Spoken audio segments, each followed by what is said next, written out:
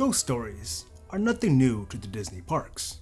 From the ghost that joins single riders on Disneyland's Space Mountain to the spirit who plays tricks on cast members at the Magic Kingdom's Pirates of the Caribbean, Disney parks are no strangers when it comes to playful spirits. However, one story that most people probably haven't heard of before is the ghost of Disneyland's Railroad. So sit back and relax, because the story of Disneyland's haunted steam locomotive is one that is hard to forget. Harley Ilgen was a persistent yet reputable man, especially in his work among steam locomotives. While working for Disney, he was well respected among other railroad cast members and even oversaw many operations of the Santa Fe and Disneyland Railroad while Walt Disney was away. However, despite his notoriety, not too much is known about his early life beyond his experiences with the Santa Fe Railway. Outside of a quick mention here or there, most of the stories we know of Ilgen come from his time on the Disneyland Railroad. One story that really sticks out to me is Harley Ilgen's very close connection with Walt Disney.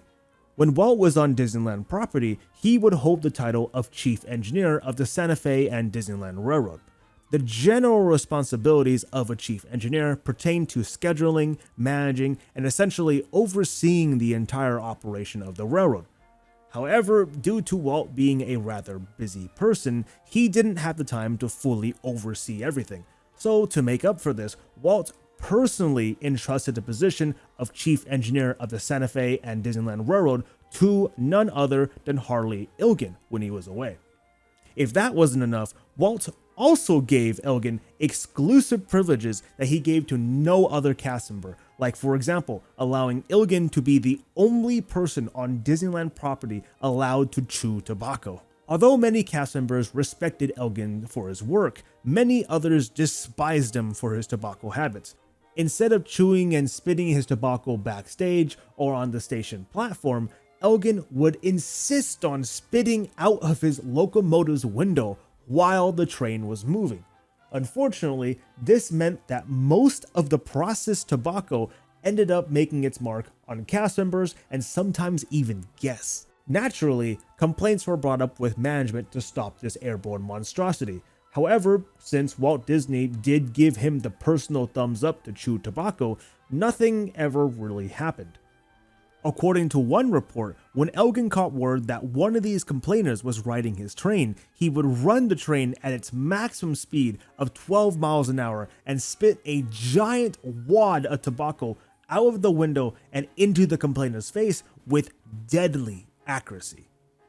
For all of the little quirky stories Ilgen was known for, there was one thing almost everyone working on the railroad knew about him, and that was his love for Disneyland's third steam locomotive, the Fred Gurley.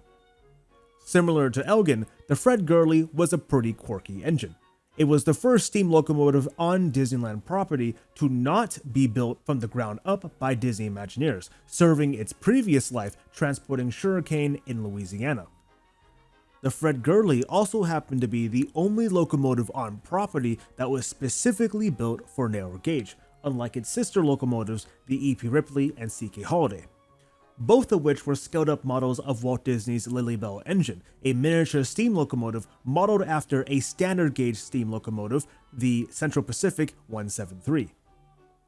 Coming back to Ilgen, no one really understood why Ilgen was so attached to the Fred Gurley. Maybe it was the particular shape of the engine, or the fact that Ilgen and the Fred Gurley were both brought into the world at the same time, in the year 1894. Ilgen and his favorite little engine were the quirkiest among quirks, two peas in a pod if you must. However, little did Ilgen know, his favorite little engine was going to be one of the last things he was ever going to see. August 1963. The air is fresh and the skies are clear on a bright sunny day. Ilgen and his firemen are joyfully running the Fred Gurley locomotive around the park, passing by crowds of onlookers and admirers. Today is a normal day, a passing thought that probably both Ilgen and his firemen must have shared. As per usual, the Fred Gurley makes its stop at the somewhat new Tomorrowland station, picking up guests along the way. Then, with a cry of two whistle blows, Ilgen proceeds to open the Fred Gurley's throttle, pushing the locomotive and its cars deep into the mysterious cave ahead. As the locomotive is slowly enveloped in darkness, a bouncy yet calming theme is heard being played throughout the tunnel. Suddenly, out of the shadows comes a light, illuminating a massive 306 feet diorama depicting the Grand Canyon, accompanied by its fair share of trees, rocks, and taxidermied animals. As the guests on board gasp in astonishment at the beautiful views of the Grand Canyon, Ilgen and his firemen were indifferent. Having seen the Grand Canyon diorama multiple times since its opening in 1958, they simply thought to themselves, today was just another normal day. Until it wasn't.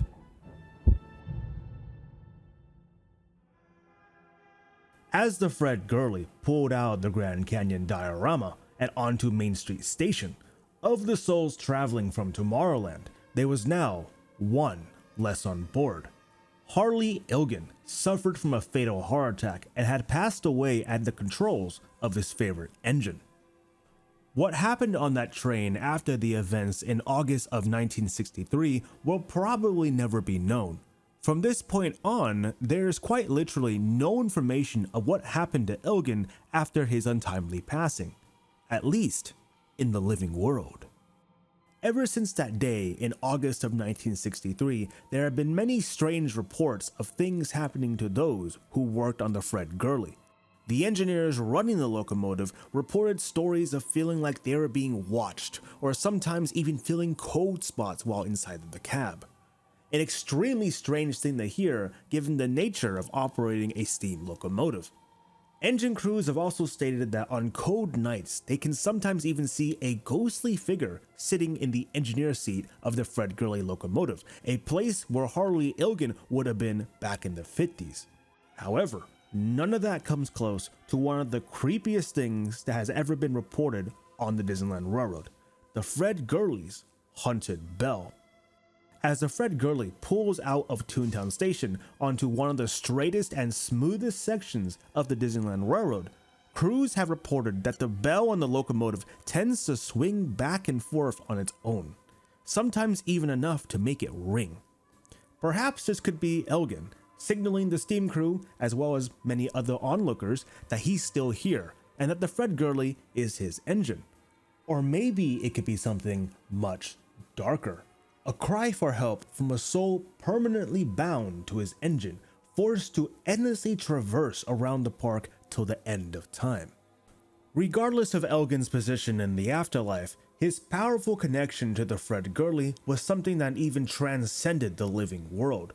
For better or for worse, Ilgen has been bounded to the Fred Gurley for the last 59 years. That only leaves us with one last question. How much of any of this is actually real? Harley Ilgen was in fact a real engineer for the Santa Fe and Disneyland Railroad.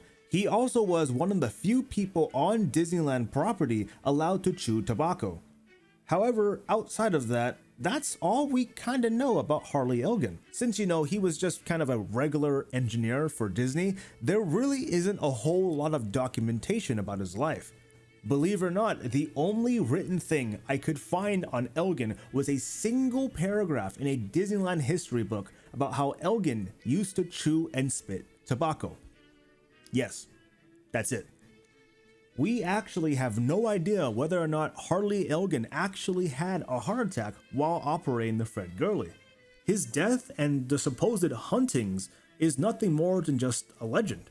Stories that were passed down from generations of engineers, firemen, and maintenance crews who worked on the Disneyland Railroad. Legends are kind of a tricky thing to talk about. Sometimes it can be true, and sometimes it could just be completely false. The legend of Harley Ilgen hunting the Fred Gurley might be something as simple as a story that the engineer crews tell each other just to freak out newbies operating the locomotive. But with that being said, how true are these ghost stories? Now, filling cold spots while on the Fred Gurley or seeing a ghostly figure in the engineer's seat is a little hard to disprove, I'll admit. But what isn't hard to disprove is the bell.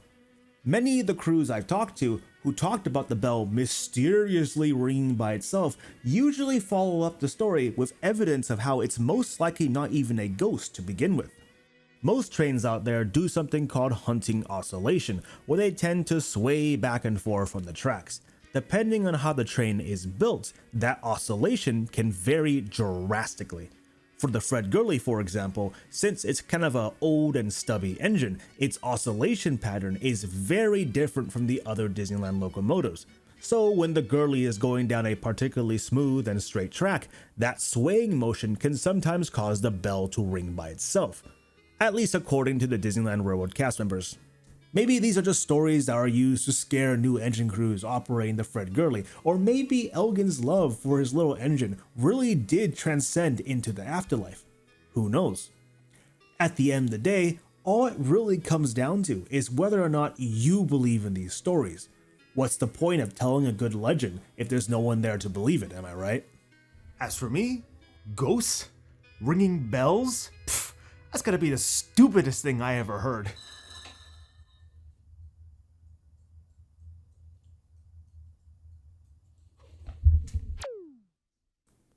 Thank you all for watching the video, especially if you watched from the beginning.